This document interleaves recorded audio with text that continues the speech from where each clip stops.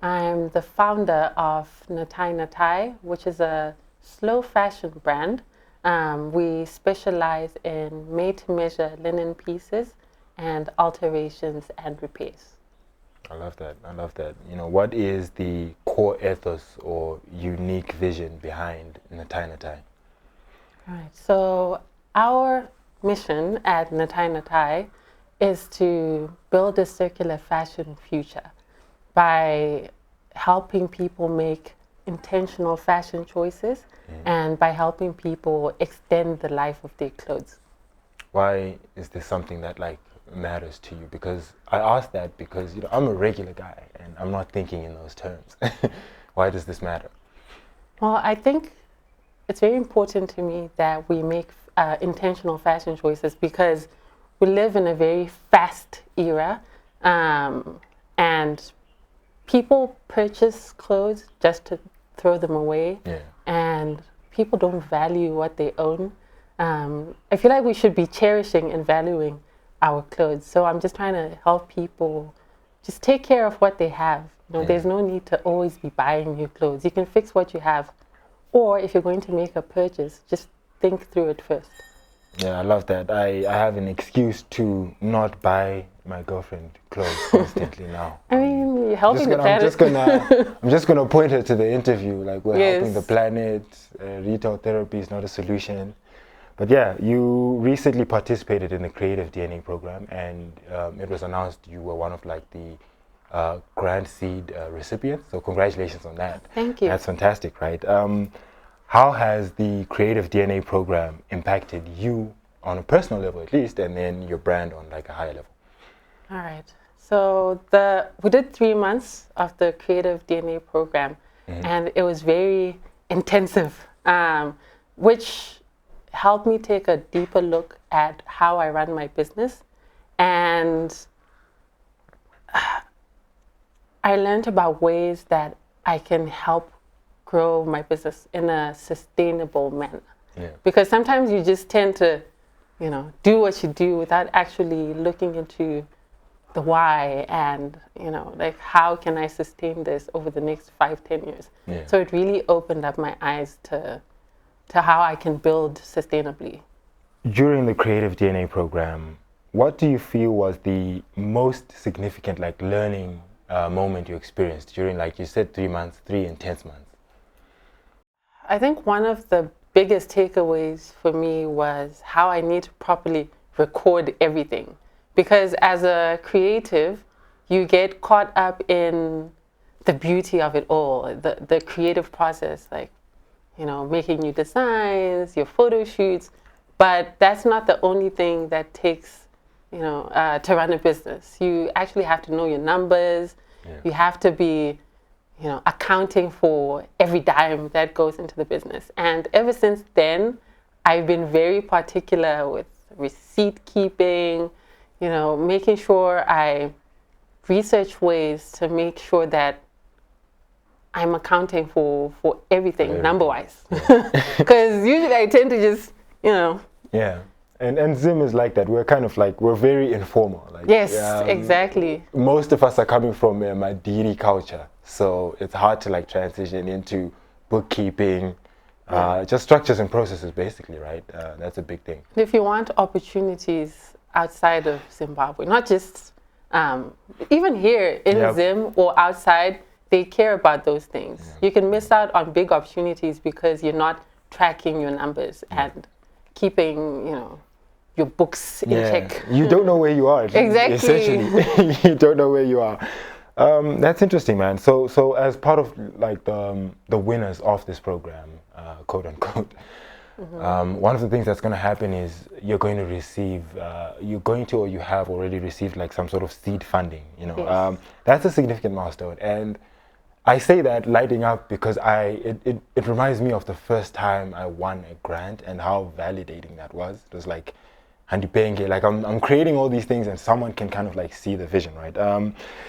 In your context, how do you feel this grant will empower NATAi NATAi's growth, going forward? Well, it is very validating to know that, okay, my ideas matter and people see value in what I do. This grant is going to help my business because we're going to be able to purchase new machines. So if I purchase new machines, I'm able to get an extra tailor or two, which will help me increase the production capacity of my business. Yeah. And the grant will also help us invest in beautiful visuals that will allow us to connect with new clientele and grow our customer base. Let's talk about, okay, so we're already essentially talking about like the future and the things that follow, but you know, where do you envision NATAi NATAi in the next 1 to 3 years? In the next 1 to 3 years, I'd like to be known for being a designer that I want to be known for my bold and beautiful linen pieces. Yeah. But one thing I'd really like to do in the next couple years is to introduce a recognizable NATAi NATAi print. You know, we are very minimalist. We tend to do we keep our prints at a minimum, Yeah. but I'd like to introduce like fun, but minimal and super classy prints that people can be like, oh, that's a NATAi NATAi print. Yeah. Yeah, I think that is one of my your big things our right big now. goals. Yeah. Fair enough. And then maybe I'd like to reach clients from all over the world. Yeah. I remember, it's funny you say that. I do remember that's something that's close to your heart. We did one of these, I think, 4 years ago. Yes. Now. Jeez, time flies. We did one of those, and that was one of the things that was like front and center, and you're thinking like, I really want this product to scale beyond just like serving Zimbabwe. Let's talk big picture. How do you see NATAi NATAi contributing to the broader Zimbabwean fashion ecosystem's growth and, you know, just like the innovation around fashion in our country? How do I see NATAi NATAi contributing to the fashion broader scene? Growth of the fashion scene. All right. I believe that NATAi NATAi is setting a standard, whether it's through aesthetics or the quality of our clothes. Yeah. I believe that I am helping lead other people or other designers by showing that quality is very important. You know, it's not just about the design, it's about how it's created, it should be made to last. And just by helping people see the value in making things that last. We're not selling just to sell. Yeah.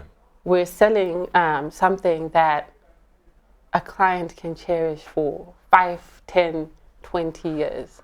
So I hope that people would keep that in mind when they're designing, design pieces that are made to last. Yeah. What is, you know, let's say I walk up to you, I'm an aspiring designer, and I'm like, I don't know what to do, I'm lost at sea. You know, what is one piece of advice you would offer to aspiring designers who are looking to make a mark in the fashion industry in Zim? Don't overthink it. I feel like a lot of people spend too much time trying to make the perfect piece, or, you know, perfectionism can stop you from starting. So I know I tend to say, oh, just start, but I feel like sometimes don't try to be perfect. Yeah.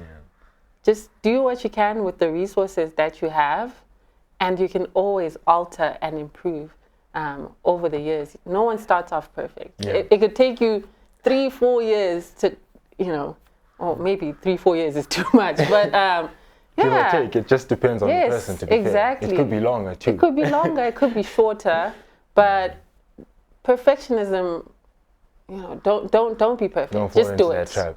Yeah, don't fall into that perfectionism trap. That's true. So it's so interesting because just last week I was talking to someone and they were saying to me, and I had never thought of it, they were saying perfectionism is a form of fear. Like, you're not showing up because you're saying I can't execute to the degree that I want, but you're also not learning all the things you need to learn to like get there.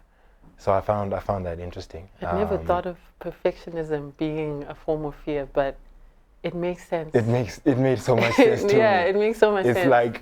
It's like such a great rationalization to not do something. Yes. Like, it's not perfect enough, so people can't see it. Yeah.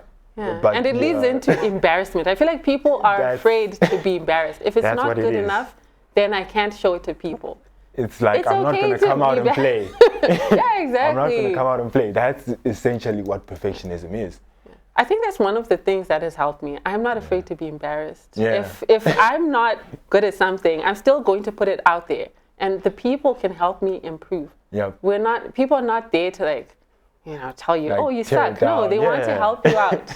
For the most part, that's true, right? Yeah. More often than not, people are actually will empathize as well. And it's also endearing because it's like, look, man, this person is vulnerable enough to show up and do this. There's a part of that in all of us. It's like we're all scared of something. So you're always like cheering for people to do things, right? But I would ask you something that's like a lot more playful. Describe your brand in just 3 words. Okay. I believe that NATAi NATAi is very earthy. Yeah. It's very chic. Yeah. And natural. Earthy, chic, natural. Yes. I'm going to put up like a little dictionary definition of chic, because I know like the vibes of what that means. Exactly. But I've never actually thought about it. I feel like it's a vibe. Exactly. It's just a vibe. Who actually knows what chic means? It's a vibe. No one knows what it when means, you see it, but you it's know provocative. it. Exactly. If your brand were a song, what song would it be and why? If NATAi NATAi was a song, it would be Orange Moon by Erykah Badu. Because it's very calming, it's very serene, it's very earthy, very in touch with nature. Yeah. I'll give you that. Interesting that you say that. As you know, NATAi was helping us set up and putting your pieces behind you. Yes. One of the things, as she was repeatedly putting them up there, I was thinking, man, I'd love to go to a beach, just because of like the clothing. It was just like taking me there. The last thing I would ask you is, what is one thing you feel that people may not know about being a fashion designer in Zimbabwe? You're always adapting. I feel like it's for everyone, not just designers, but just being an entrepreneur in Zimbabwe. You're adapting every day, every other day, because the economy is constantly changing, and you're constantly pivoting. And we do so much with so little. And I feel like this idea goes beyond just fashion. Being a designer. Yes. Trust me. Yeah. It does. Thank you so much, Cheryl. You're doing some really amazing work with NATAi NATAi, and thank you for sharing with us. Thank you so much.